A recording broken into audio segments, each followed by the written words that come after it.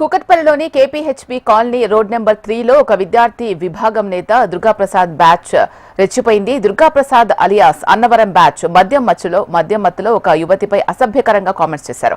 అక్కడే ఉన్న వెంకటేష్ అనే వ్యక్తి వారిని వారించి అలాంటి కామెంట్స్ చేయవద్దు అన్నారు. తమకే చెబుతావా అంటూ వెంకటేష్ ను పరిగెత్తించి దాడి చేశారు.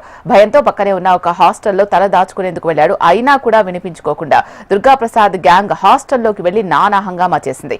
కర్రలతో హాస్టల్ తలుపులు కిటికీలు ధ్వంసం చేసి వెంకటేష్ పై మరోసారి దాడి చేశారు. పోలీసులకు సమాచారం ఇవ్వడంతో ఘటనాస్థలికి చేరుకుని వారిని చెదరగొట్టారు.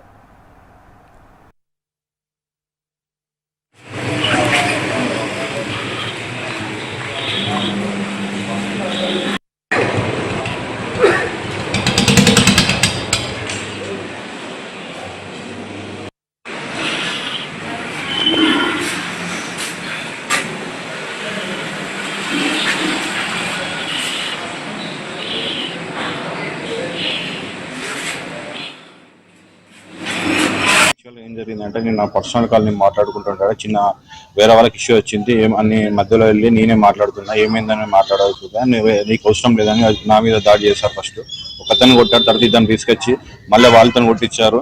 అంతలోనే నా ఫ్రెండ్స్ వచ్చి ఏమైందని మాట్లాడే లోపల నా ఫ్రెండ్ని కొట్టారు. ఇక్కడ నన్ను చేతి మీద చాలా కొట్టారు.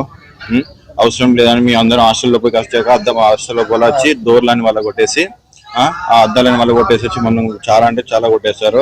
అందులో ఇది 114 BRS అధ్యక్షుడు అన్నవరం సత్య విజయ్ అనే పర్సన్స్ ఉన్నారు. నాకు తెలిసిన వారికి వీళ్ళిద్దరు ముగ్గురు నాకు తెలిసిన వాళ్ళు.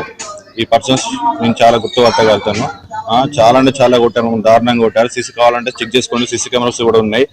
ఎవరు తప్పు చేశారో ఎవరిని కొట్టారు అని చెక్ చేసుకోవచ్చు. సీసీ కెమెరాలు కూడా చెక్ చేసుకొని చూసి